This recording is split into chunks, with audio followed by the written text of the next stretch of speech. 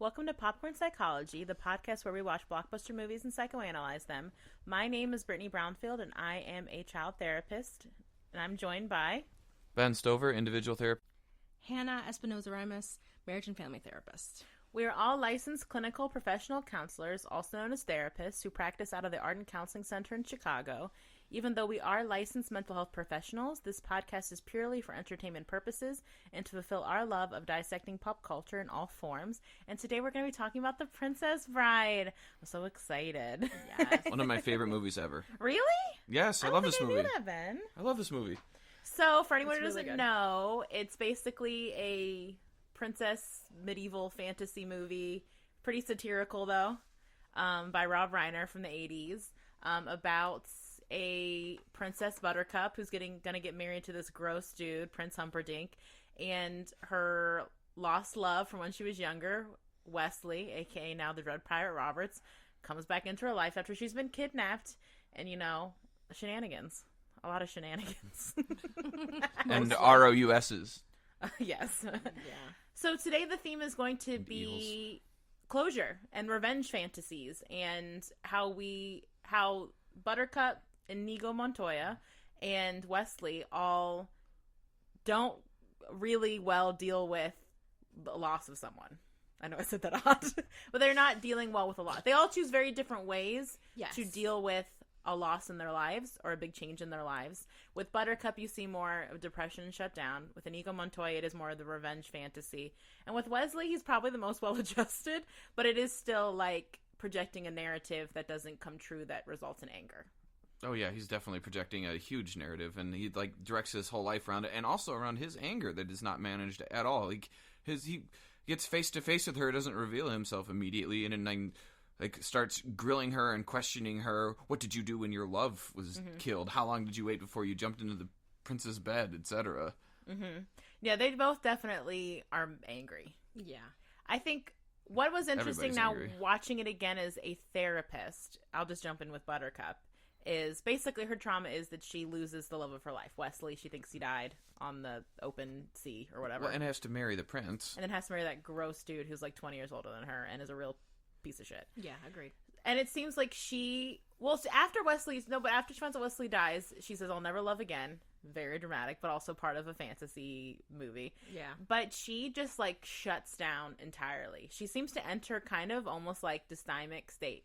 And by dysthymic, I mean that kind of Eeyore level of depression where you're just kind of shut down and just kind of going through the motions of life, but not really engaging in life. Right, constant low-grade depression. Yeah, because even with marrying the prince, she's just letting it happen. It's like she's just letting life happen to her. When she walks out to meet the town the first time, she looks very like she's just kind of walking along, and all of a sudden realizes that everyone's looking at her, and is kind of like, oh yeah, right. I have to pretend. I have to be pretend fun. like I give a shit about this guy and being the queen or whatever.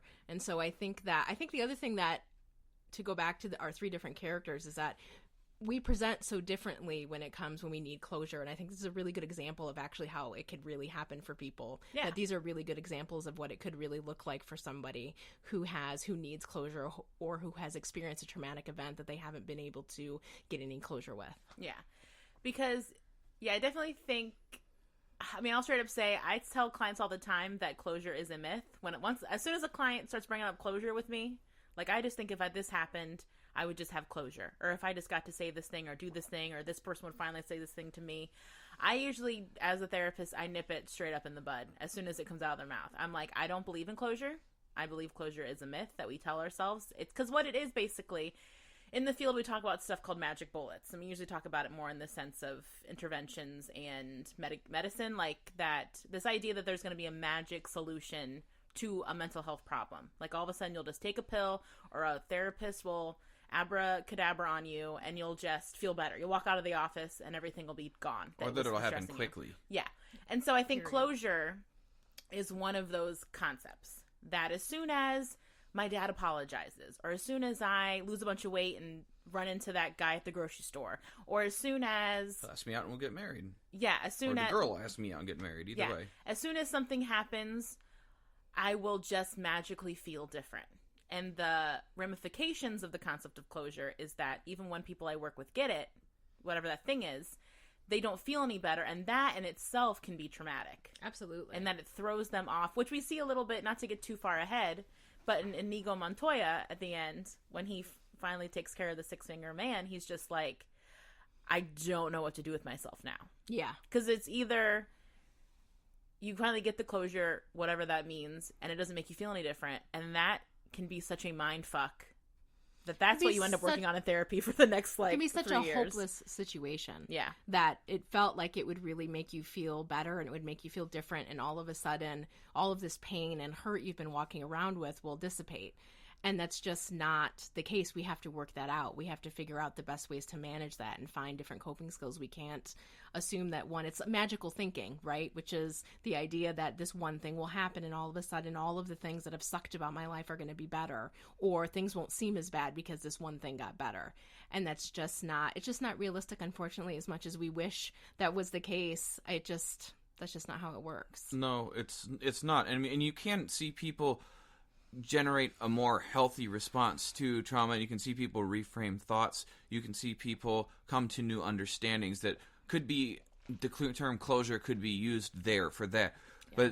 But to look at these, like, revenge fantasies, particularly like we see in these characters, or even in Westley, like, well, if Buttercup just believes that Westley will come back, or Westley believes that if I get to meet her and then I'll make her feel so bad that, she ignored me, and he found out that wasn't even, like, the case at all, that she's been, like, depressed since she found out he died the entire time.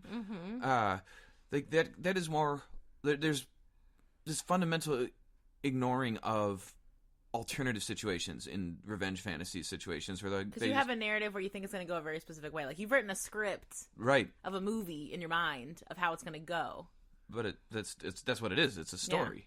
And I think that's can be tricky about it too when I challenge it with clients, because I'll be like, well, what do you think they're gonna, like, they usually have a very specific idea, like what you were saying, of like what this person's gonna say and what it's gonna feel like and like the beats of the interaction, and I'm like, do you think that's really gonna happen, or do you think that will make you feel any better? And it locks you into a very rigid thinking as well, where it's like you're kind of playing yourself, because you're like, I can't feel better until X, Y, and Z happens, and therefore when you make that decision, you're also not entertaining any alternative ways to feel better. You've locked into this one thing, unless I can laugh in Buttercup's face and she feels bad, unless I can kill the six-fingered man, I will never feel relief. And so you're locking yourself up in a cage with that thinking.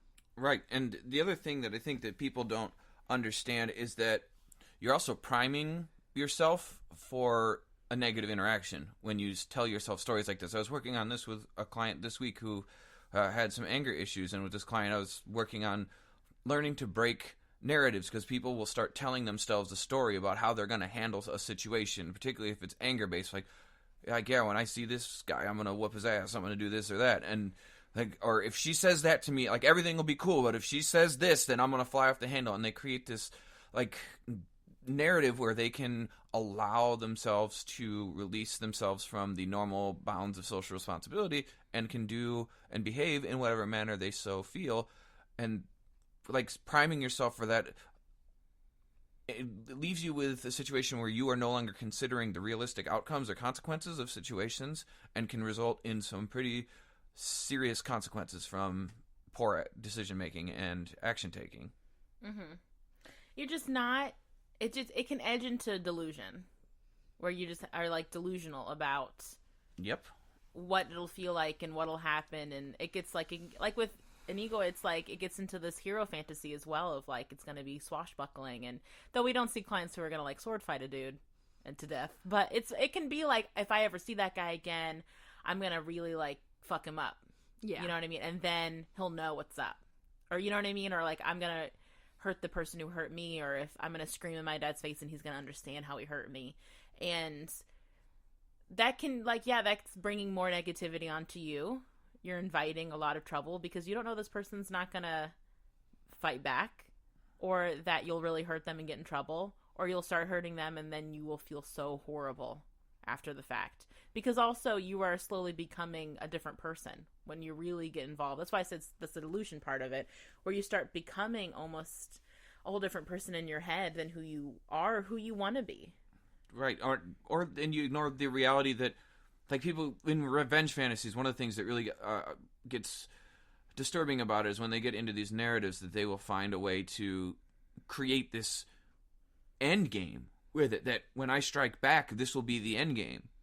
And that's not the case. Like, because life goes on. It's not like Right. a movie where the movie just ends and it's just like they wander into the distance. Like, your life, hopefully, will keep going after you've made this decision. And then what is your life going to look like? right. Or, hopefully this person won't, come burn your house down after you attack them and beat them up and, like, get your revenge. Then what about when they do the same thing? And then it's a never-ending cycle and it becomes a feud.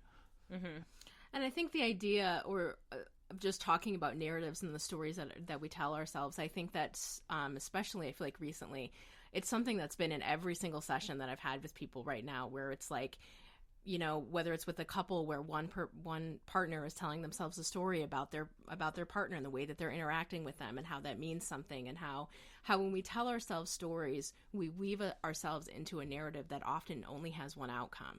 And again, kind of putting ourselves in a place to be stuck and to be hopeless, and how hard that is, and how tricky it is to move past that and to move past the idea that there's only one answer.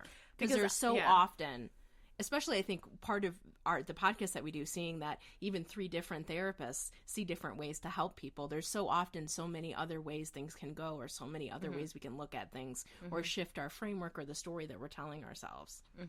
And I think what it can be a really also good example of closure fucking you up is Buttercup doesn't really have a revenge necessarily fantasy, or like the same journey as the other 2 characters we're going to discuss, but I think she is the product of feeling like you need closure, but that person has died. Yes. And then now what do you do? And I think that's something I hit upon with clients as well, where it's like they have unfinished business with someone who's now passed away, whether it was positive or negative, and then because you can't get that closure because they're not here anymore, you just kind of, the hopelessness that comes with that can look like continued anger that will never end. Or in her case, just continued sadness that can never end, because the only way that her sadness could end is if he comes back and they're in love, and he can't come back, so she can't have closure, so she'll never feel better. So why not just let life keep happening to you until you die? Right. Or make a suicide plan, which is something that she mentions several times throughout the movie. And I think that she's very she is a very textbook example of depression. She's got the flat affect, feelings of hopelessness, recurrent thoughts of death. What's the other ones? We don't know about her sleep or her body, but I'm sure she doesn't sleep well. Just the whole. Well, they show her waking up from a nightmare at some point, don't they?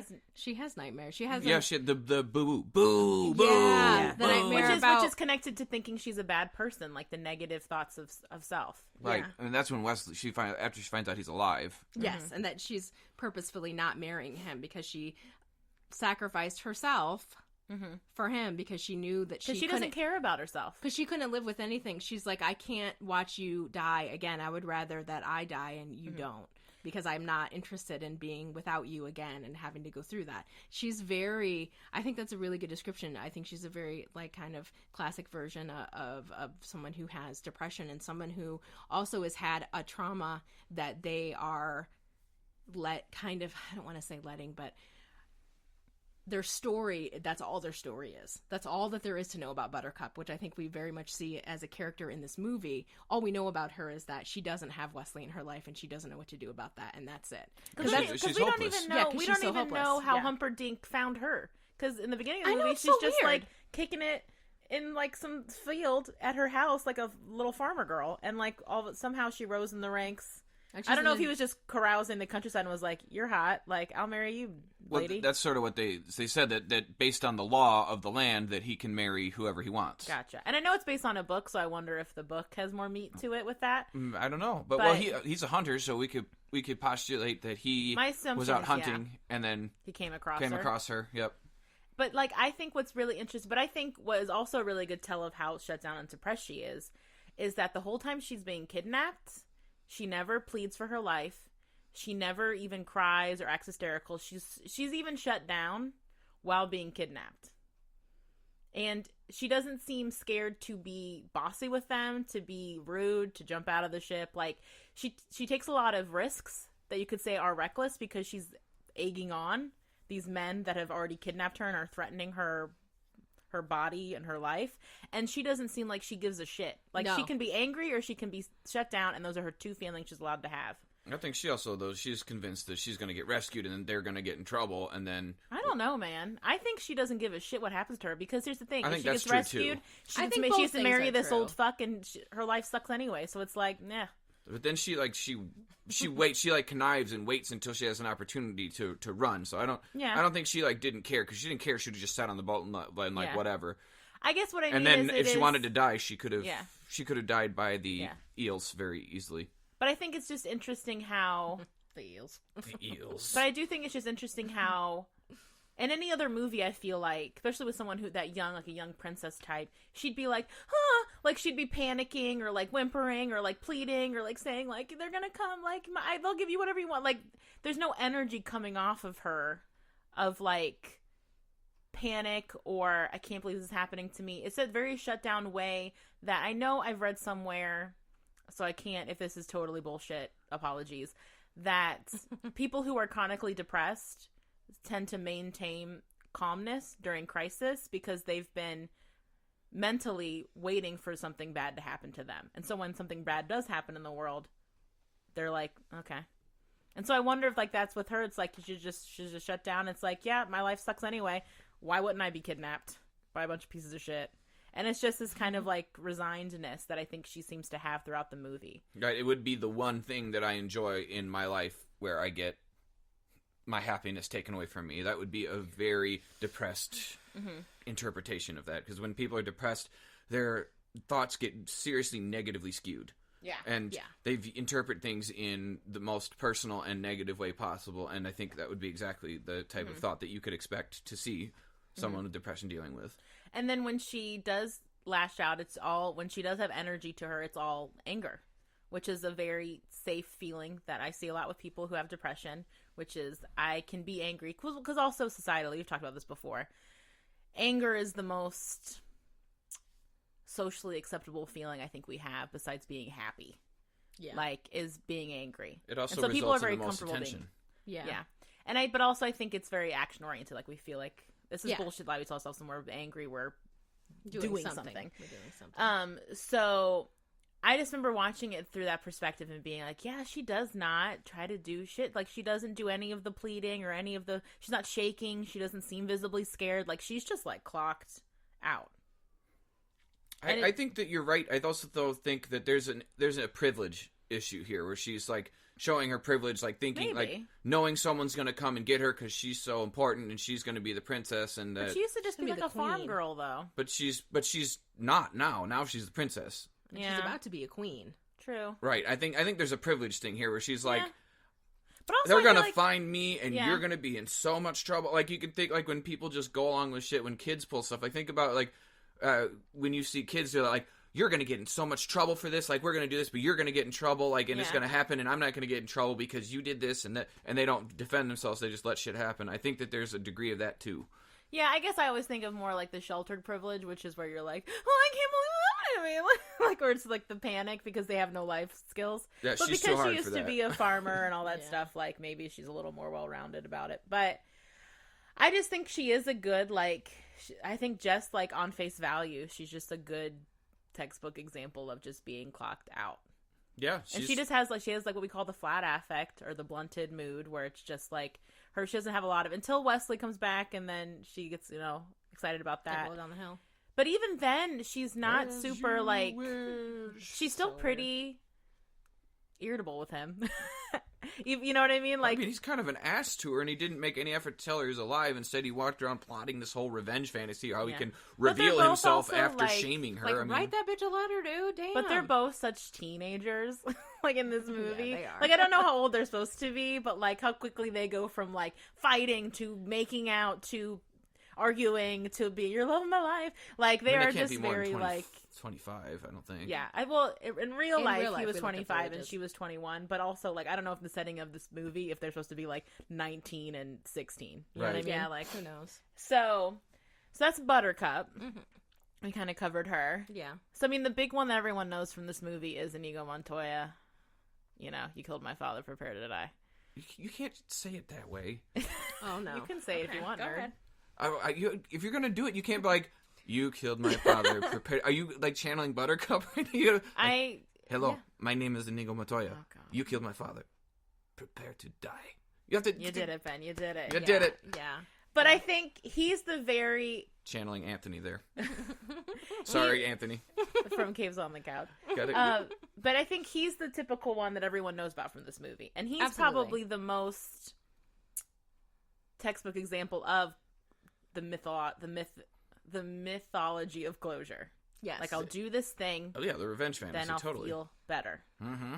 And then, like I said earlier, he does the thing, and then he's like, I literally haven't thought about anything else. Because how old do you think he was when it happened? He 7. said he was 11 when father He killed said, his son. okay.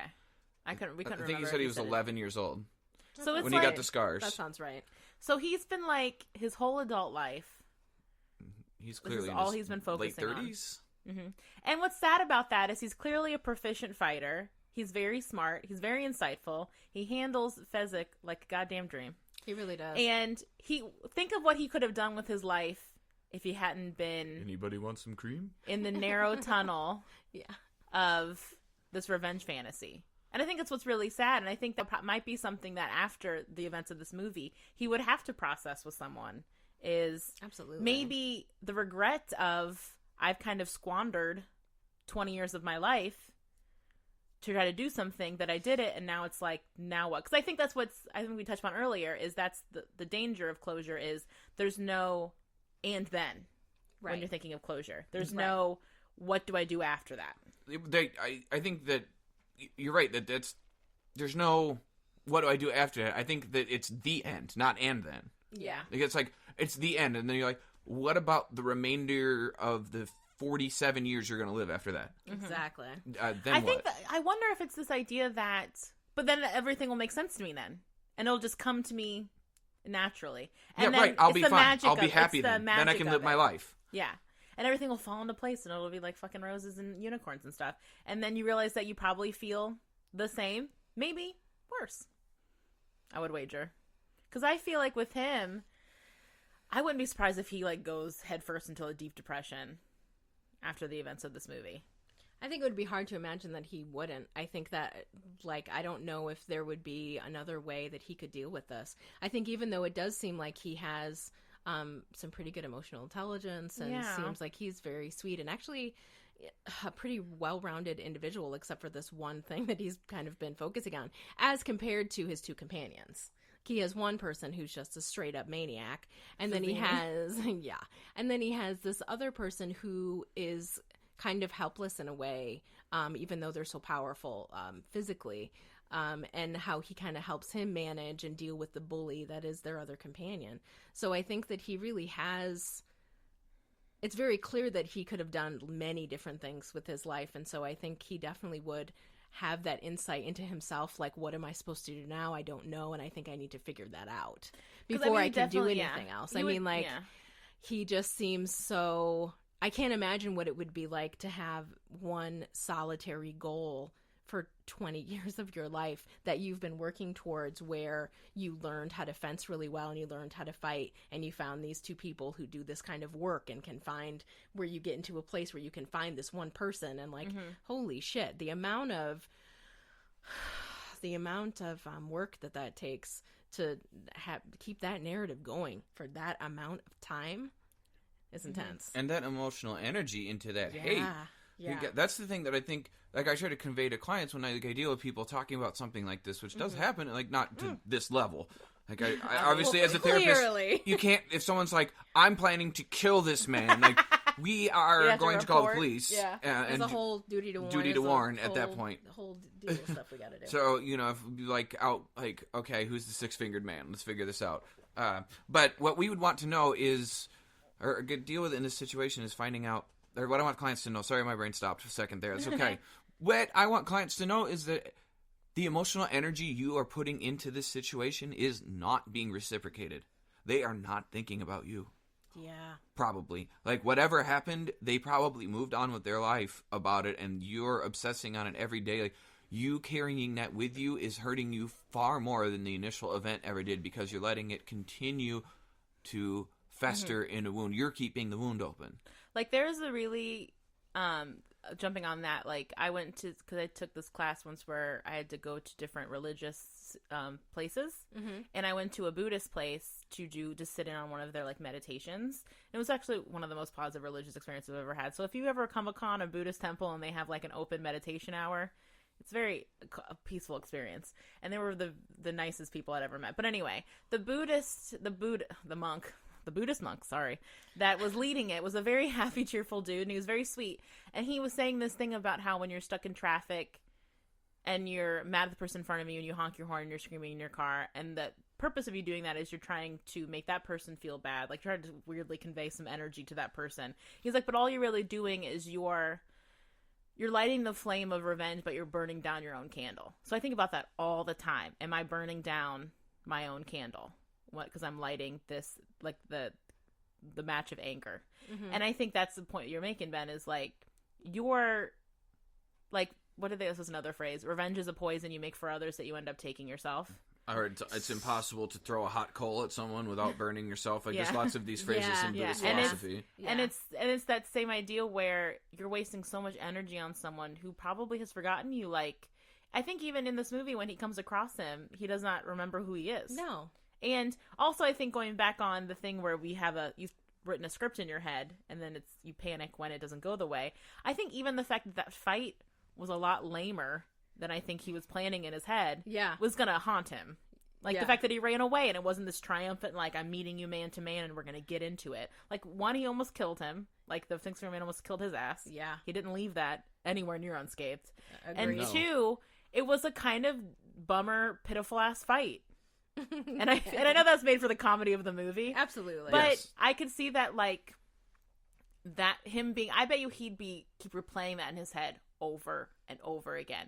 Because even in this movie, too, there's a point in the movie where he feels slightly defeated, and he gets just drunk as fuck. Like, to the point that Fezzik has to find him, has to, like, wash him out, like, to get him sober. And it's like, he obviously does not have good coping skills when he hits an obstacle. Oh, no. So this is going to be a real fucker for him. Yeah, for sure. Profound, Brittany. It's going to be a real fucker. Profound. I just think he's gonna... I wouldn't be surprised if he started drinking again. Or just self-medicating in any way. Yeah. And that's... Or maybe he would go another direction and have a really delusional thing where he creates this whole story of what happened that he keeps telling over and over again. You're like, dude, what the fuck? Oh, that would be scary. Because I could also see that as well. Yeah. Because he's really good at creating a narrative. Delusional. Yeah. Yeah, he spins this just whole web, and I think what would happen, and what I end up seeing happen, is people who go like, oh, that wasn't worth it, and then they are filled with regret of their own. I'm like, how much time did I waste on that? Well, it's the whole idea of, like, a pyramid scheme where the more involved you get in something, the more you have to believe in it because you've invested so much time and energy into it, and you start to get, like, pathologically, like, devoted to something. Fill up my Facebook with your what jewelry parties. Yeah, because it's like, that's why when they say with, like, cults, take these supplements, they're good for you, they're no way poisonous. That's why, like, with cults and things like that, they're like, why couldn't they could see the writing on the wall, and it's like, yeah, but once you start getting high enough into something and involved enough in something and have spent so much time and energy, because you feel like a fool if you confront the concept that this is all bullshit, and that's too big, and so you have to just keep going harder into it, and that could definitely be another course he takes to make it worth it in his narrative after the fact. Absolutely. He'd be like the old man in town acting it out for all the little kids, but still, both these situations, though, is you're not being present in your own life with your own feelings. You're still letting your life kind of happen to you and around you, but you're never really enjoying it or experiencing it, and you're not processing the actual feelings, because I think closure is a good thing that helps you just ignore how you actually feel. Absolutely. It's just all about doing an action. You don't got to talk about any of your feelings, which is a big thing we all do, where, like, anxiety is a big part of that, where it's this idea that if I can problem solve something and I can figure out the answer, I don't have to actually deal with how I'm feeling. So a lot of times what I tell clients is, and what my own therapist tells me, to be honest, is why don't you take a breath in that moment and sit with how you're feeling and try to manage your emotion and not try to figure out what's the problem that I could solve that will expel the feeling, because that's not usually or start writing a new story. Yeah, you're finding a task, hero's journey shit to like do instead of dealing with. Because what it is with Inigo is it seems like he has a lot of shame about letting his dad die in front of him. Mm-hmm. Absolutely. He's not forgiven himself for that, even though he was a literal child. For real. And I think just the sadness and loss of losing your parent and the trauma of seeing it fucking happen in front of your face. Yeah. God damn. Well, and then fighting the guy who did it, losing the fight, and getting cut on your face and for shame marks. That, like, every time you feel your face, every time you see your face, every time anybody else sees your face, there's these marks on you. Marks of shame. That moment. Yeah. And so I think it's just, he's just shoving all that down and put it all into this place of, I just gotta kill this dude and then everything will be right in the world. Well, what he thinks is gonna happen is I have to tell people, like, revenge is not like taking a dump, guys. Like, you can't, like, store this up and then suddenly shed yourself of it. And, like, he, like, gets this idea, like, I'm gonna build all this stuff up, I'm gonna carry it around with me forever, and then all of a sudden I'm just gonna purge. Well, there's a purge. It's a purge fantasy, which that's a soundbite right there. But I think a lot of people have that. That's a T-shirt. But a lot of people have that purge that's a $20 fantasy. T-shirt, ladies and gentlemen. That everything will just, blech. Mm-hmm. Like, once I see that person and I finally tell them how I fucking feel, it'll all come out and onto them, and it won't be my problem anymore. Right, and what, like, just the theme of it that people don't realize, and that Christopher Guest did just a great job of displaying was, who are you? Yeah. They go like, how long have you been thinking about this? Like, I barely remember you. I forgot about you the second I left your dad's house. Yeah. Like. Right. Because I already killed like 800 people after that. Like, I keep on living, bro. And you're not. And I think it would just, he just needs to, because now the real work begins. Once you try to do the closure thing and it doesn't make you feel the dump, it doesn't happen, you're still constipated with your feelings. Jesus. Then you have to deal with it. You have to confront it. And that's the thing that you've been running from for, in his case, 20 years.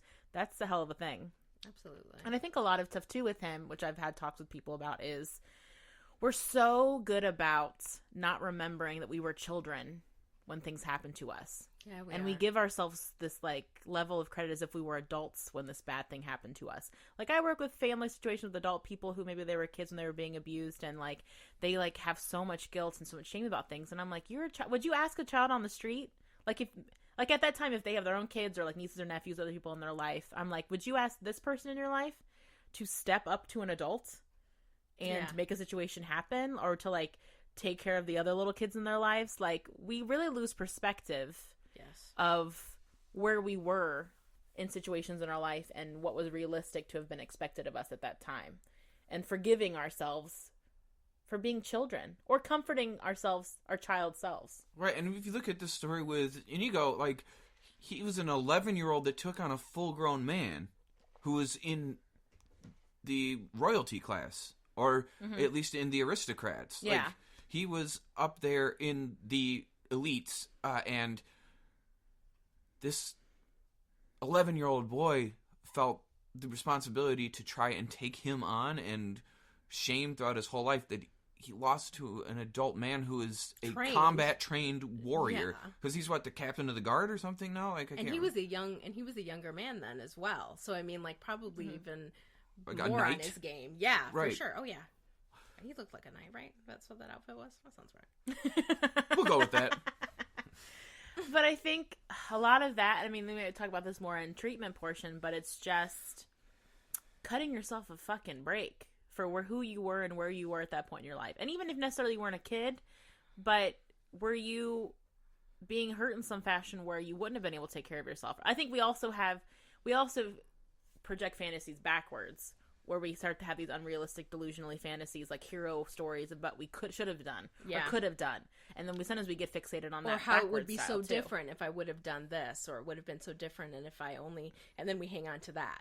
And then that might become then the revenge fantasy forward, which is probably what it is for him. It's like his whole life he spent thinking probably what he should have done differently at 12 or 11 with this dude, and he's projecting it forward into now what he needs to do to move on. Because he's just replaying that moment in time over and over and over again, and that's fucking exhausting. And he's carrying that sword. And, like, praying to it and shit. Yeah. Give me... But it sounds a little magical. It led him to that tree, so...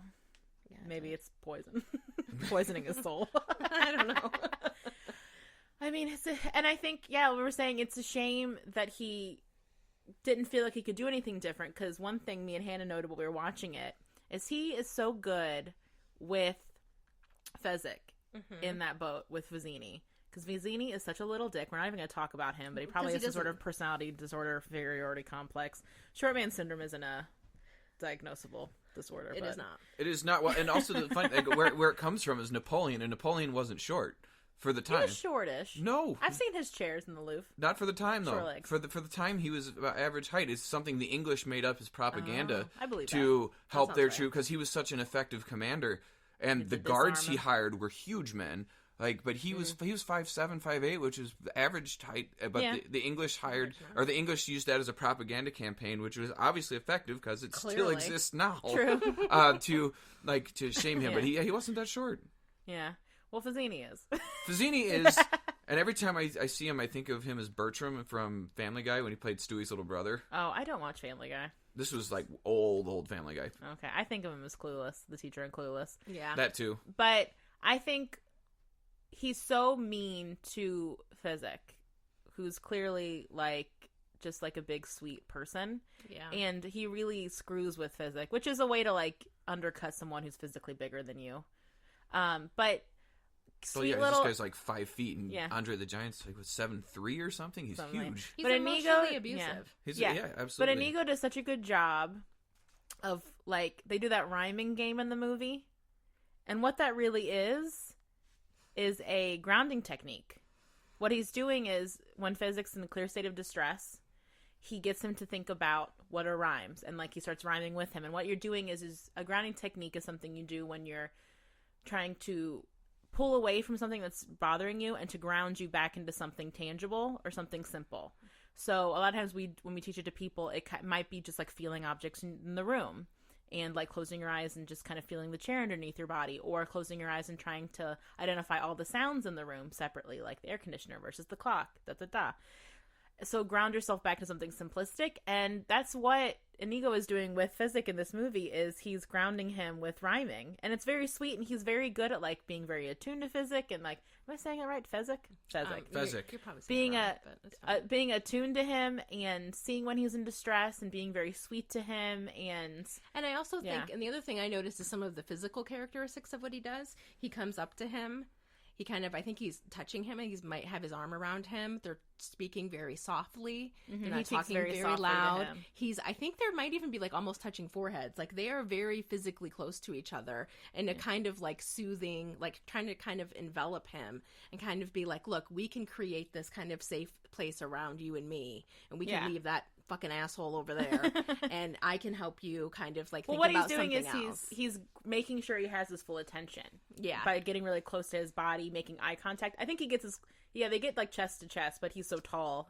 Yeah, that he just kind of looks up. Yeah. So that but he definitely is making sure they're looking at each other, eye contact. Yes. And then he's kind of like doing the rhyming in a way where it's like, come on, let's rhyme. You're with me. Yeah. It's very slow and soft, and it is a very like a de-escalation technique, kind of like, let's bring you, just pay attention to me, we're gonna chill out, do something silly that we like to do that's very simple and takes you out of the emotionally abusive place that prick was trying to pull you into. Exactly. Yeah, what I love about this movie, and Fezzik in particular, is that despite that everybody sort of responds to him like he's simple or that he is dumb, is that he's actually probably the most insightful character in the film. Mm-hmm. Like, Fezzik has the best advice, the best insight. He is the most grounded person in the entire movie, but especially Vizzini keeps treating him like he's just this big dumb object that's there to be muscle power, which is why he hired him. But he's really very, he's like very a little bright. gentle giant. Yeah. And I think that it's very sweet that Inigo saw that in him, probably right away. And, and recognizes it's that thing, too, where... It's clear that they're friends. Yeah. Well, it's also that and he's thing... the strongest moral character in the thing. Well, it's also that thing, too, where Vizzini's stuck in that kind of that anchor place where we think in order to get people to respect us and listen to us, we kind of have to dominate them.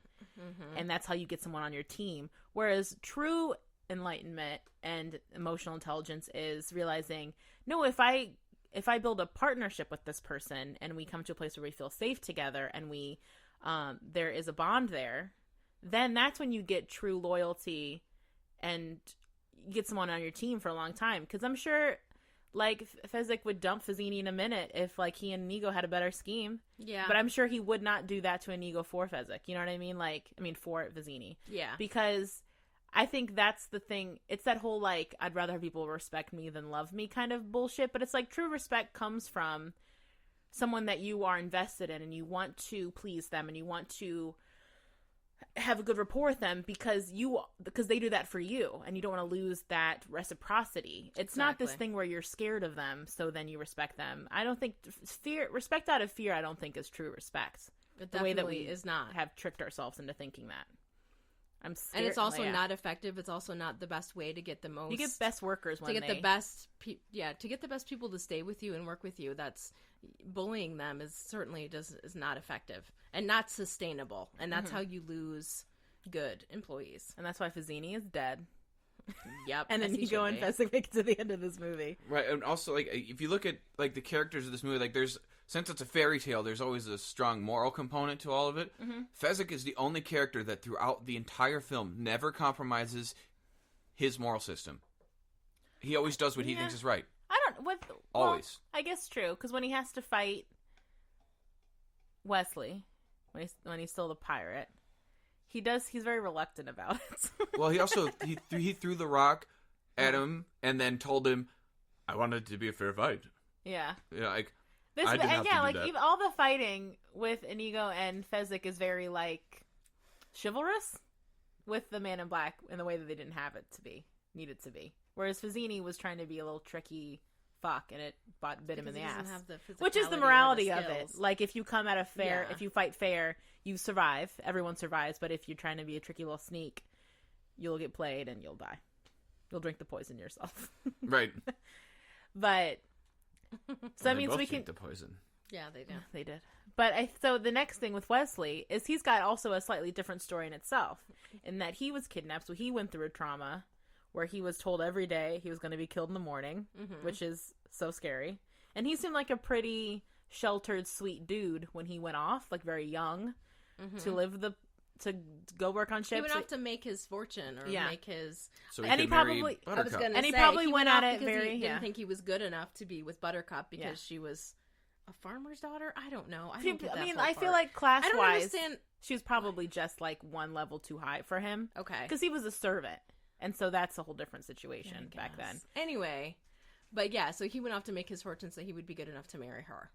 When he and I'm sure he went at it all sparkly-eyed and sheltered, and then he got kidnapped right away, tortured-ish, emotionally tortured at least. Oh yeah, where you're in a situation where you don't know where you stand, and there's imminent threats constantly, and so he went all the way through that trauma and trying to get himself through that situation for what he said, like 3 years. I think he said for 3 years. He told me, "Kill me in the morning." Like, "Good night, Wesley. Good job. I'll most likely kill you in the morning." And then to become the Dread Pirate Roberts, and then have to put on this persona of being someone really tough and scary and kind of be a whole different person. And so it's amazing he has any sense of identity. That's what I was just once he comes back to Buttercup. Yes. It's amazing that he's able to maintain that. I think that in the real world, somebody who's been through some kind of trauma like that, torture and being terrified. I mean, he probably hasn't slept in 3 years. Like, I can't imagine. Oh, he probably had to physically, but you probably still get. But you know what I mean? Like, yeah. It would be hard to imagine that somebody who has had their emotional and physical state so kind of obliterated by torture and manipulation. That to be able to come back and just remember who you were and just be that person with the woman that you love, that feels like just something that just isn't a good example of what it would really look like. Well, I think the way he kept his identity was by having his own closure fantasy about her. Like, once I finally find her again, we will be this. I'm doing this all for her.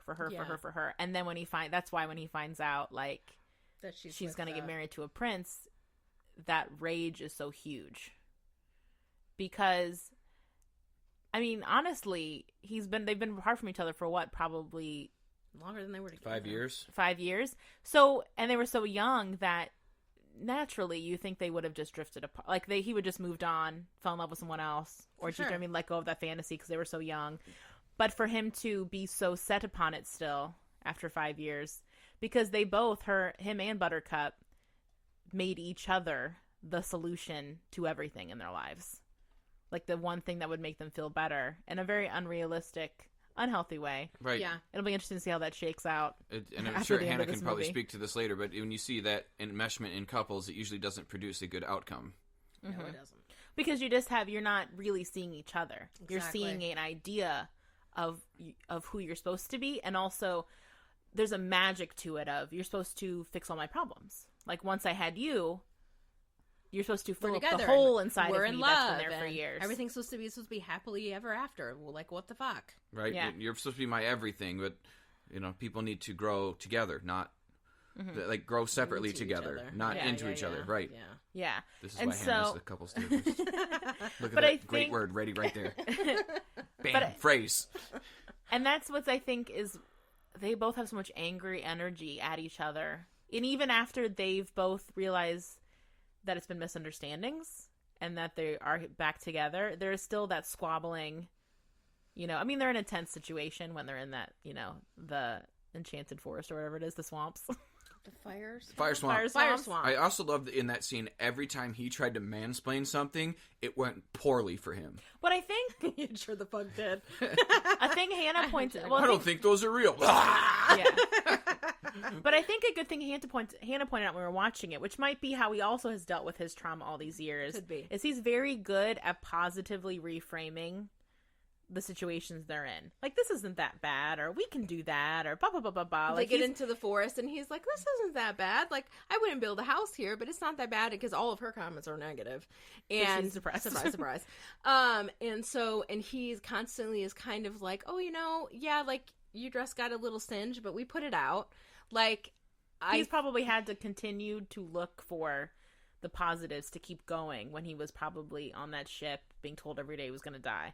Like, trying to find hope in the little things. And I think it seems like once you pointed out Hannah, I was seeing it all over the place. So it's almost like a habit. Like, his first instinct when something happens is to find a way to make it positive.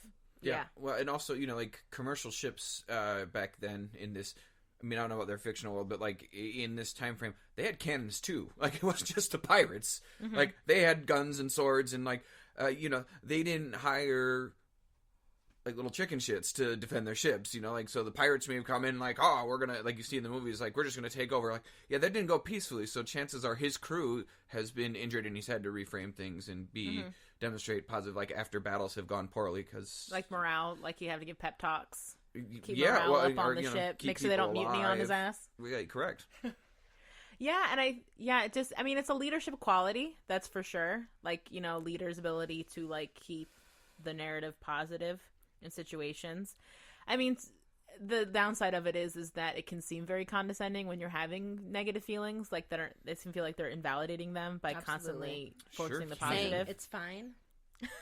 It's great. Mm-hmm. Which is why she gets, I think, so short with him. Because it's like, we're allowed to recognize, dude, that this fucking sucks, bro.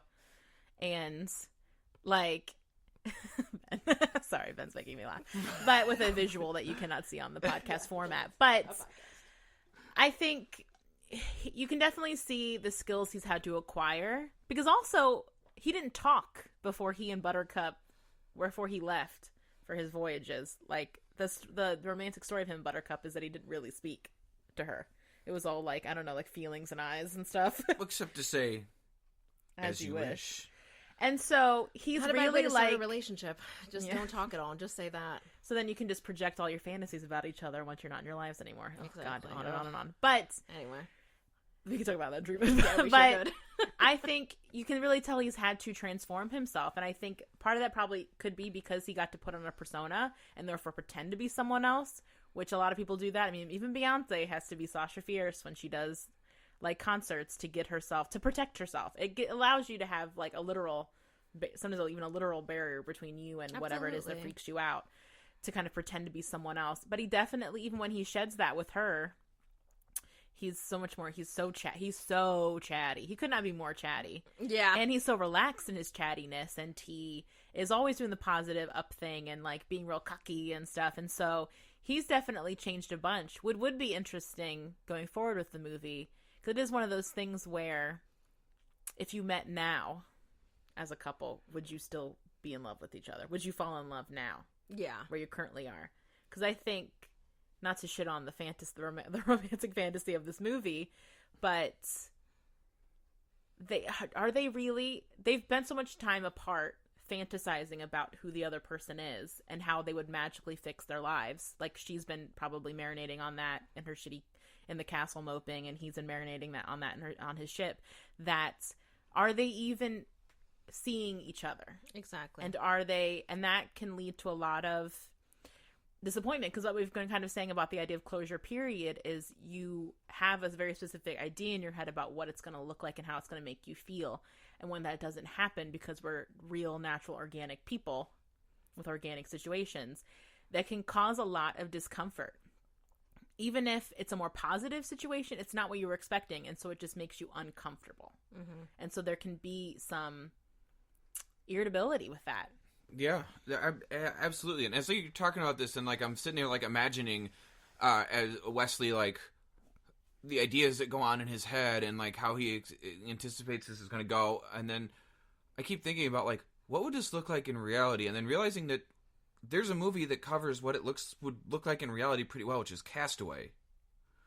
I've never seen it. You've never seen Castaway? What?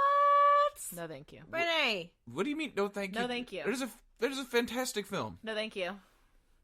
I don't get it. We'll figure it out. We'll shame her later. Yeah, we will be. I mean, I got the gist. He gets real skinny, grows a big beard, becomes friends with a volleyball Oh my on an God. island. Is That in love is with 100% false. Helen Hunt is Brittany. out somewhere, and Brittany, he's a mailman. you're on a 5-minute suspension. Mailman? Holy fuck. I think I got the gist. But You are incorrect. Anyway, please yes. go on, Ben. Brittany fail. He in the end, you see like a serious confliction with like he expects to come back after years and have his wife back, and like turns out that like she's moved on and gotten engaged, and like, she gets really conflicted about what she wants to do, and then like still not sure whether she should be with him or with this new life that she started, and she ends up choosing the new life. Mm-hmm. I mean, he encourages that. I think she probably would have gone with him had he said, "Come with me." But like seeing that realistic picture, that the problem with like life is that even though you keep this narrative of something going on in your head, life doesn't go that way, and life always goes on. Like regardless of what is happening in your mind, actual life and people's actual life goes on. So whether you're gone or you're there, things go on, and people adapt and change to the situations they're faced with, which may have nothing to do with the revenge fantasy you are like holding together and holding yourself to. And poor Westley has like done this. Like he gets so angry, and he invested so much emotional he basically energy. calls her a whore when he sees her He sure the does. first time. Yeah, Like he sure stops does. right short of calling her a straight up slut. Yeah. right. He Like does. how long did it take you to wait to jump into somebody else's bed? Like not Yeah. something to that effect. But the thing Basically. that like I always stress with clients who are dealing with any sort of like anxiety like this or anger about this is how much emotional energy are you putting into something that may not even be true and to an outcome that may not be real. Like how much time, effort, and energy goes into worrying about this potential future that probably will not happen versus making steps to have a healthy life. How much of that energy could you put into moving life forward? Or in the thing where we kind of touched upon too is, are you not seeing all the positive alternatives because you're so focused on what you're disappointed by. Yeah.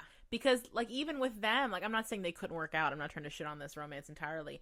But I could see in this It's like every time you say that, you're about to do it. But no, because I'm about to say something positive. I think in this situation, there might be really positive qualities about each other that's different when they knew each other initially, that they might really love about each other and could fall in love with that. But I wonder if they would have trouble seeing that because they're going to be so focused on how they're different in ways that make them uncomfortable, and not necessarily be like, we've both grown. We both had things happen to us. And now I am more chatty. And maybe she would like that more, like being with someone who's more conversational and sure of themselves. And he might like someone who's more, not dark, but kind of like grounded and feistier. And, you know, but if you stay so focused on how that's different than how they were before, and how they were before was this magical thing. Because also where that can go wrong too is, if being with them doesn't make you feel better like you thought it was, then you can really get stuck to those qualities. Like, well, I don't feel better because now she's so depressed all the time. And if she would be the happy version of herself that I used to know, then I would feel better. But this is like, you're still looking for the thing that's not making how often magical. is that portrayed in movies and pop culture in general? I'm in love with you from 10 years ago. I'm in love with you before your dad died. I'm in love with you before you got hurt in that accident. Yeah. Like, how often that is a narrative that is told about how loving somebody and only loving parts of them, because that's really what you're saying. Yeah. And the shame of that is that if you can't be flexible and adaptable, like the other parts of them that have changed, maybe you could love that too, but you're so stuck on who they were at one point.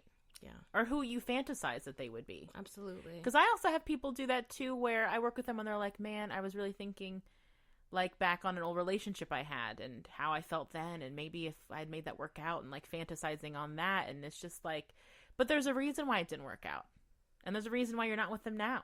Yeah. And it's this whole point of this whole, I think maybe the biggest theme of this whole episode is how we project our issues onto situations, onto other people, as a way of, we think that that'll just heal us, instead of looking inward.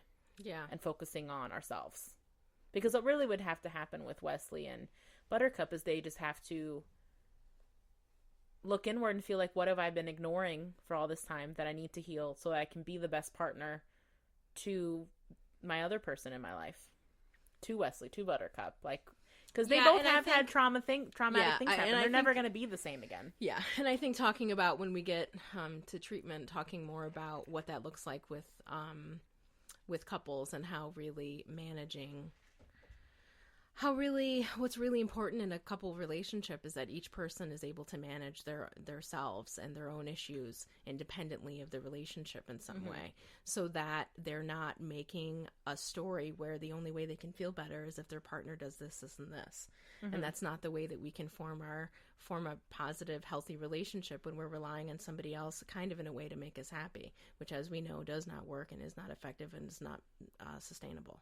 And it also just sets you up for so much resentment. Yeah, absolutely. For so much resentment in the relationship, because this other person's not saying the exact right thing to make me feel better, or they're not doing the exact right thing that makes me feel better. Why can't they? And also, only this one thing is the only thing that will make me feel better. And I think it's also that narrative, that narrative of, how do I keep this particular structure I've created in my mind going, and how do I solve that problem, ignoring the infinite possibilities of situations that can impact this. This is the narrative, this is the truth, and this is the solution, and let me lock into that, and to become so narrow-minded and short-sighted that fail to adapt to the reality that evolves. Absolutely. Yeah, it's just a doggone shame. So when we talk about treatment for these characters, so we've kind of reviewed Buttercup, Inigo, and Westley, where we've talked about we see depression, a revenge focus, and then Westley is basically resentment is the dominant emotion that he shows. And trauma as well. Like, yeah. I mean, I would say, I'll let Hannah take the couples counseling part of it, but I would imagine Buttercup and Westley are going to need to have both couples therapy. You just want me to go first? In individual work. So you can go first. I think you should go first. That was a lot of energy coming at me, girl. Look at, because you were looking at me so hard when you were talking. I'm just trying to communicate with Hannah, bring the fire. Yeah, okay. So, a couple of different things. I think that clearly Westley and Buttercup would need couples therapy for a couple of different reasons. I think that one thing that I would see with them, kind of what you've been talking about, Brittany, all along, is having the story that they're telling themselves about their partner and how making assumptions about our partner and or trying to spare them from what I've been finding a lot with some of the couples that I've been working with is that one partner is trying to protect the other partner. And the way that they're trying to protect the other partner is by telling themselves a story about what might happen. I'm trying to make sure that my partner doesn't get anxious about something, so I'm going to take care of it, or I'm going to act in this way. Instead of giving their partner a chance to react however they're going to react and giving them a chance to do something differently. So I think with Buttercup and Westley, I really think that it would be really hard for them to maintain a relationship, to be perfectly honest. Like, if he really experienced the trauma that he experienced, even with his narrative and with his kind of black and white or kind of rigid ideas of his identity, I think even that, would be really hard to be able to kind of shape into the kind of person where he could be a partner. Because I think that they've only really thought of each other as kind of these romantical characters that are in a book. I mean, really, like, the two of them, I don't think have spent enough time together or know each other well enough to know what an argument looks like and to know how they would communicate. And they've also grown up so much. And they've grown up so much and gone through, I'm guessing, I always feel like they're younger than teenagers in the beginning, but I know that they're not probably. But anyway, just really helping them really be aware of what their hopes and thoughts and dreams are about the other person. Because I think that very easily this relationship turns into an enmeshment kind of disaster where they're both relying so much on the other person to give them what they want and need, because they're both of their narratives are, I will be happy when Westley is here, and his is out, and Wesley's is, I'll only be happy when I have her and when I've proven to the world that I deserve to have her in my life. And now that I have those things, and what the fuck's going to happen next? Because it's the same thing, too. It's the and then what? Exactly. With the Inigo as well. It's like, exactly. And then what? So I feel like this couple comes in, they come in because they're fighting constantly. Oh, yeah. This is like simmering resentment, passive-aggressive, quipping. Simmering, we don't know. I don't understand why she doesn't understand what she's doing to make me angry. And I don't understand why he doesn't know that when he says that, it reminds me of this, or that he was gone all that time. And how do you deal with all of those negative thoughts and emotions that come along with what they already haven't been dealing with at all? Right. Because they've just been in this world where this is the story that they're telling themselves. They're going to have that unfair expectation of each other, of healing each other. And also that thing that I see a bunch when I work with couples is, if someone loves me, they should be able to read my mind and know what I need. And if they can't do that, then did they truly love me? The worst. But that's probably the number one barrier when I've worked with couples that leads to resentment, is this weird myth that, like, it's like in the fucking breakup with Jennifer Aniston. She's like, I don't want to tell you to do the dishes. I want you to want to do the dishes. And it's that thing where it's like you should be able to read your mind about what your partner wants. And the fallacy of that statement in that movie is sometimes it's not sexy, it's not romantic, and it's not, and it feels kind of like a bummer, but it feels like a chore. You just have to straight up tell your partner what you need. Yeah. And sorry that's not based on the fact, more romantic. And based on the fact that these two have never, I mean, for fuck's sake, he never even said anything to her before besides as you wish, which means she thinks she's going to get whatever she wants all the time. Hello, that's going to be a fucking problem. Like, the fact that they don't even know how to communicate in that way, I think would just be a real barrier. I think I would start with, I'm going to be honest, I don't even know if I could do the couples dialogue with them initially. I think what would end up happening is I would have them come in and just be like, what are some feeling words? Yeah. Because I really feel like I don't know that they would know how to identify that to each other or how to say that without getting so hurt or sort of stuck in this story that they've been stuck in for such a long time. Mm-hmm. So I think doing some feeling stuff first, and then also probably almost all communication and all really trying to help them change this framework and this dynamic that they've been in for such a long time, and help them have realistic expectations for what a relationship looks like. And also, if they are really still in love. If they are what the other person wants. But also if they are really their individual assessment. So when I see couples, I see them together and then I see them separately.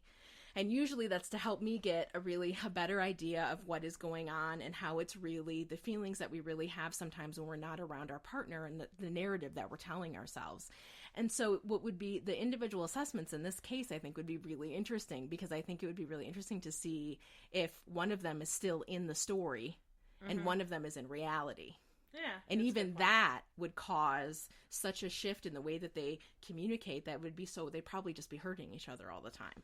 So, I mean, I think really trying to help them figure out if they really were in love with each other, if it was just this kind of bonkers thing where, to be perfectly honest, they were the only two people attracted to each other in this whole little fucking town they were in, or if it's that they do truly love each other, and then what does that look like from now on? Now that we're not a pirate and a damsel in distress, what does that look like now? Or a servant and a master. Yeah, I mean, because their power dynamic has shifted considerably. Well, hugely. I mean, well, sort of, because she's still now like kind of like royalty and a queen, and he's now. But then the power dynamic also would be lifestyle, because are they going to live on a ship now, and is she going to be able to hang with that? That's what I mean. The amount of things that would be that this couple, the amount of barriers that this couple has to maintaining a healthy relationship, I'm going to be honest, it'd be hard. I think it'd be a tough one. It'd just be a real... It would take a lot of, let me say that in a different way. It would take a lot of work for both of them. This would not be something where they could come in, and again, for couples work is hard. Couples work takes time. It takes time to build up all these thoughts and these stories that we tell ourselves about relationships. And so sometimes it takes some time to break that down. And I think with them, I think it would just take some time, and also would be based on how much work they were willing to do on themselves. Because I think that they would probably both need individual work. I think you'd have to really kind of conceptualize them similar to like a military family where someone's returning from deployment. Absolutely. Yeah. Because like he's coming back from what was combat. Yeah. And like survival, being in survival mode every day. Right. Yeah. Every day. Yeah. Every day. And like for her to come back and like for her to have like the power dynamic of expecting stable boy, if that's what happened, like maybe they just adjust, because of course the movie ends happily and they like once they figure out their shit, which is great. I hope that happens for real. But same. Like the reality is that it's going to need a lot of work and adjustment, and that Wesley's coming out of this environment where he's going to likely be suffering from trauma symptoms, and absolutely they're going to need to be a lot of work and understanding for her that like he has killed people because he's not the soft, sweet, stable boy he used to be. He's not like the fluffy haired, dreamy eyed as you wish guy anymore. He's had to do some shit. And again, can you learn to love that part of him and or be a good positive support when he is losing his shit, because that is going to happen. He's going to have nightmares. And he's going to have hypervigilance. Nightmares and hypervigilance. He's not going to walk around in that all black outfit sometimes for no fucking reason. Like, if we're going with this whole, like, I mean, treating them like they're real people. Treating them like they're real people. Like, I really think that it would be a tough road for them. I mean, I think all three people, both this and the couple and Inigo, it's all going to have to be existential work too, individually. Like all three of these jokers don't know who they are. Correct. And what they want. They're all kind of in a perpetual state of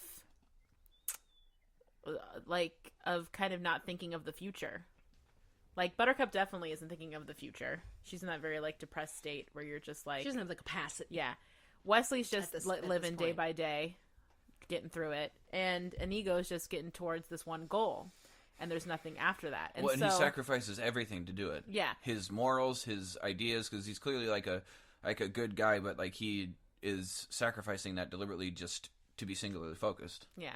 So I think all three of them, and I think you'd have to do this alongside of couples with Westley and Buttercup, is who are they by themselves, and how can they be a support for themselves? So they need to learn coping skills individually and work on their own shit, and so that really they're not expecting their partner to do all that stuff. And then who do they want to be? Like, do they want to be a husband and wife? And what does that look like? Yeah. And are they okay just being together regardless of the external circumstances? Like living on a boat, living in a village poorly, all that kind of stuff. Are they okay with, because I mean, maybe there'll be someone love that it doesn't matter as long as they are together and they have their family. And so it's that part of that is maybe trying to refigure out your values. Yeah. And your quality of life. And does that involve this other person? And if it does, what does that look like? And also, the thing I always do when I work with couples and individuals is, are you owning your own shit? Yeah. And not making it your partner's problem. So I think it's also that thing too where we're like, to truly be in love and to be a good couple, we have to like be one, telling each other everything about every feeling we ever have. Which we don't. Which is why you're supposed to have friends as well as a partner. Exactly. And then are we expecting too much of them and we're not expecting anything of ourselves in terms of our own symptoms management? And so doing that stuff as well. But I think it's just like all three of these characters are just going to need extensive exploration and therapy about what does they want their lives to look like, because I feel like, especially with Inigo, he probably hasn't even thought of what he'd want for his life, like what he'd want to do if he wanted, want a partner, like does he want to have kids, like where would he want to live, like I think all this would feel exciting for him to finally have permission to entertain these ideas. And I think that's what I would try to like reframe a lot in therapy for him is how beautiful that you're now at a place where you can figure out what you want for yourself and let's just play like the magic wand game, and like if your life could look exactly how you wanted it and you wave a magic wand, what would it look like? Like, and just let's explore it and talk about it, and like just pay attention to how, if I say wife, how does that make your gut feel? If I say kids, how does it make you feel initially? Like play almost like word association games, like be in a really exploratory phase with him, almost like a kid, because he probably has no concept of his identity or what he wants or his goals outside of this. And no, I'm sitting there like thinking of every answer to your question is going to be like I want to be wherever the six-fingered man is so I can kill him. Yeah, but I mean, this is working towards after that. Sure. And so it's like that's not part of the story anymore. So now what? Like, what did you like about what you did before? Did you really like sword fighting? It seems like that's something you really got a lot of pride and fun. So do you want to do that moving forward? How would you do that? And so trying to take maybe the parts of their identity that they didn't realize was their identity that's positive, and how do we reframe that into a different life? Yeah. Isn't it amazing how close Will Turner from Pirates is to Inigo? Oh, I guess that is true. They're like almost the same character. It's revenging their dad and all that stuff. Yep. Except for he wants a piece of that Keira Knightley. And I think it diverts his... Yeah. He has more sense of identity outside of that. Oh, yeah. His has much stronger identity. But Inigo's so, like, locked in. Like, their beats follow such a similar path. But I think it'd be a lot of kind of what we did in here, which is pulling out his positives. Like, you're so good with Fezzik, and you're so good at this, and, like, do you realize it's a positive quality you have? Like, he might not even recognize the things about himself that are outside of achieving his goal. Like, what does it matter if she's emotionally intelligent? That's not going to do anything with finding the student killing him. So you start to, like, shelve qualities of yourself that don't fit your narrative. So bringing himself as a whole person into focus, working on that, I think would be really interesting. And just trying to give him a space in therapy to just go wherever his brain goes with it. Like, even if it seems like a silly idea, let's talk about it. Let's brainstorm and be very open-ended with him. Absolutely. And I think it'd just be a lot of talking, which I know he can do. So I think it would just be a lot of talking and trying to process how things make him feel. I think it'd be a lot of me as a therapist watching his face as we talk about different things and trying to clock his reactions and then pulling that out a little bit. Because I think he probably has no insight into what he really wants. And so it might require a lot of me as the therapist observing him, discussing things, and pointing that out for him.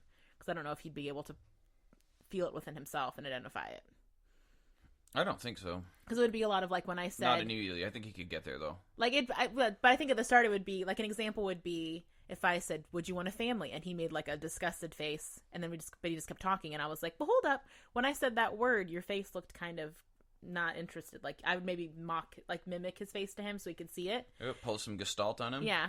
Is that what that is? I never know what things are called. Because... That's a technique from Fritz Perls from Gestalt Therapy where you do the thing... Did you ever watch the Gloria video? You remember when he she was bouncing her leg and he made her super uncomfortable by going like, "What is that? Why are you doing that right now?" It's a lot about. But it's really helpful to make people your body recognize what they're doing. Well, sometimes in that video doesn't he say like, "Talk as your leg" or something? Like he does. He gets really specific about it in a way that feels very like a movie version of therapy. Yeah. Well, like, talk as your arm. And they're like, what?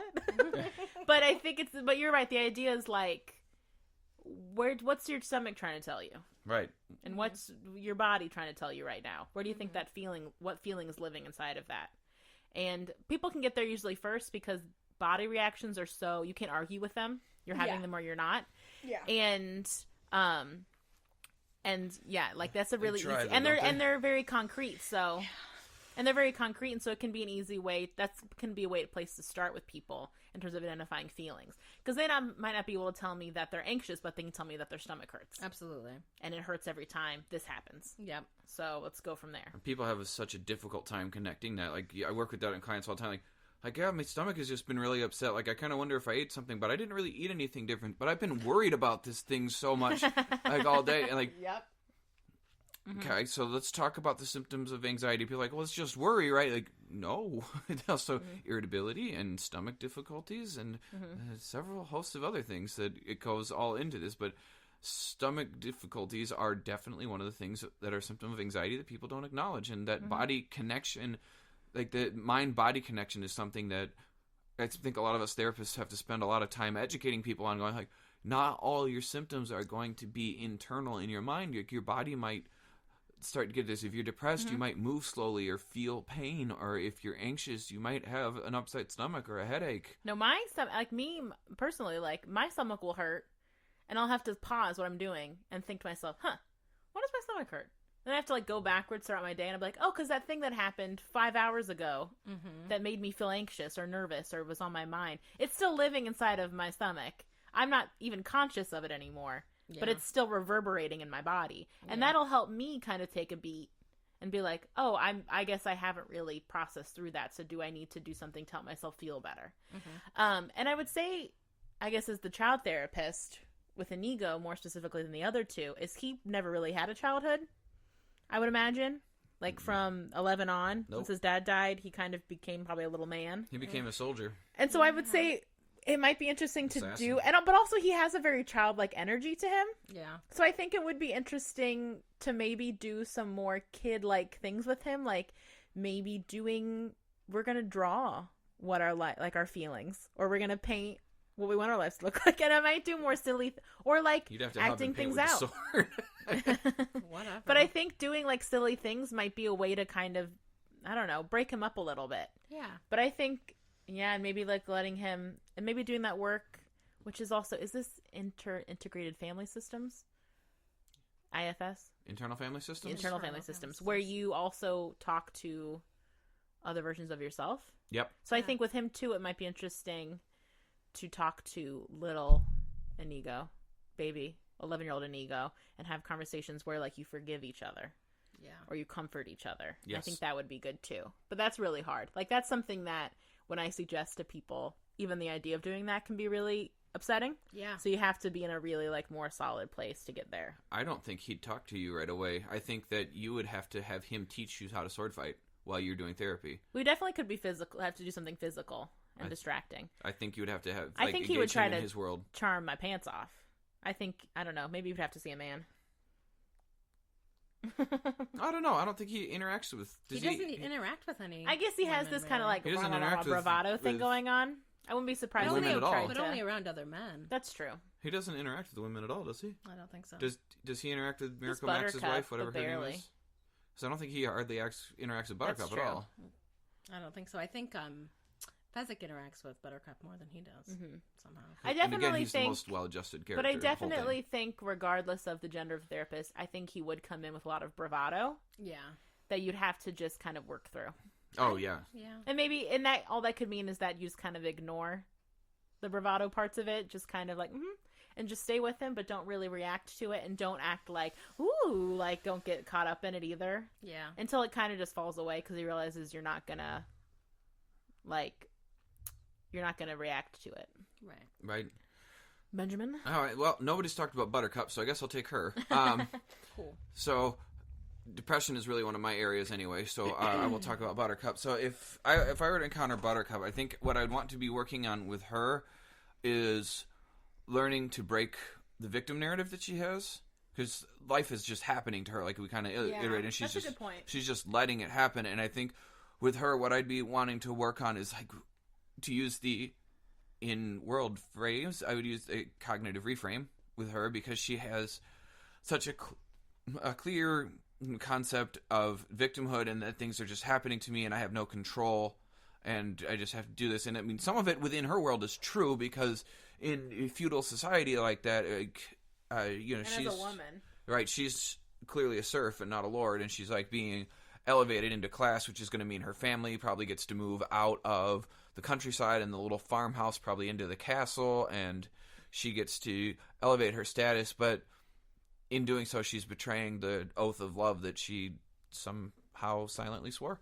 But this is what the love, true love, is based on in this whole film. But I think that with her, I'd really want to work on understanding that even though things have happened to her, she has choices still, and that she can find ways to make even the bleak situations where she has no control, she can take control of what parts of it she can control, because that's something that I work on with people that are in difficult situations, because the reality is that even though you come to therapy, that's not going to fix all of the difficult situations in your life. Some situations we truly have no control over, and being in a feudal society, you don't have control over what the prince decides he's going to do or not, because if you decide, no, they're going to kill you, probably. And, of course, you can get some psychological movement with a client by going like, look, you can choose to not be killed for refusing this.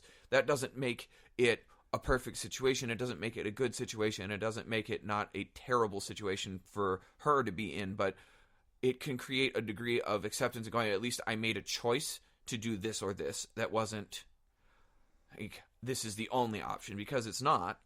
Like, the other option is to refuse and deal with the consequences of it. Like, that doesn't fix the terrible sexism of this world, but it does help to give the client some sort of buy-in into the choice that they have and the power that they do have, and also to work with her on whatever options she may decide like that she needs to work on. And then if you look at her like post finding out Westley is alive and we get through this, obviously I think that couples is going to be a huge boost for what needs to happen, but I think she would also need a strong degree of individual figuring out, like, who are you going to be? What do you want from your life? What do you want from your life outside of just this relationship, which you've spent your whole life thinking about? How do you actualize now, like, the dreams and hopes that you have beyond just this relationship? Because there's more to you than just the relationship with Westley. And obviously it's a 90-minute movie that's a classic fairy tale romance love story, so it's going to have very simple solution in the ending. But with a real person, you'd want to be working on identity formation and meaningfulness in life, and how you create your identity and what makes you feel whole outside of being whatever it means to be a partner to Westley. And if you have decided to have children, to be a mother, and now that you went from being a farmer's daughter to about to be a queen to now being an outlaw, basically, because they are going to be in a situation where they're going to be in a lot of trouble, probably. Yeah. And we don't know what the status of the ruling society, because the prince dies in the end, doesn't he? He's revealed for his... My brain is on a total blank. I know, me too. I can't I'm think. like, what does happen at the end of the movie? I got nothing. Because they killed the six-fingered man, but I can't remember. Did the prince just run away? away? I think they tie him up. Yeah, it's like he's outed as like being in being conniving and plotting a war. So, well, my assumption is they could just go to that neighboring city that he's already at war with, or wanting to be at war with, and just live there peacefully. My hope would be Gilda or wherever. But it would still be something like that. But they would still be in a situation. Well, I guess we also don't know. I'm assuming he has some riches from being the Dread Private Roberts. Right. They probably could just like find a nice house somewhere obscure, but it would also, I think a lot of it would just be like you're saying, what does she want her life to look like? And I don't know if she's even thought about it. I don't think she hasn't, because she's just thought about, this is what I have to do next because this is what's been happening to me. And like she's going to have trauma from that. Like, we don't know what she's had to do with this prince either. Yeah, sexually. like, we don't know. Maybe nothing has happened yet. Had to do anything to be perfectly I'm sure honest. he's probably like honestly, touched her boob or tried to kiss her or whatever. He looks like a fucking creep. Don't get me wrong, but I think that he, the way that he interacts with her, it seems like he's very manipulative. So I think mostly he's nice to her, except for at the end, right? I'm sure he's played grab ass a time or two with her. I mean, maybe, and also like it depends because depends on how their society's set up. It's set up like typical fantasy. They're not allowed to do anything till marriage anyway. Although these rich assholes in these movies do whatever they want anyway. It doesn't seem like they've had sex or anything, but but he, I think that with Buttercup, really, I'd want to work on like reframing the negative concepts of self, and then also on forgiveness for herself for not believing in Westley the whole time, because that's probably going to come up when she finds out he's alive, and then a lot of guilt is going to come up. So like working on reframing that. And better make sure it's not something they bring up in fights later, that they don't store that up to throw at each other. Oh, remember that time? And then, well, at least I waited for you. Like, it would just be like a thing. Oh yeah. But they'd have to make sure they don't keep his ammunition. But I think I don't think her depressive symptoms would be resolved just because all of this is over. I think she would get a significant amount of relief, but I think there would still be some residual guilt and feelings of sadness and regrets over choices she made throughout her life. And I think that working on her with that, if I encountered her at that point, would be what I'd want to do.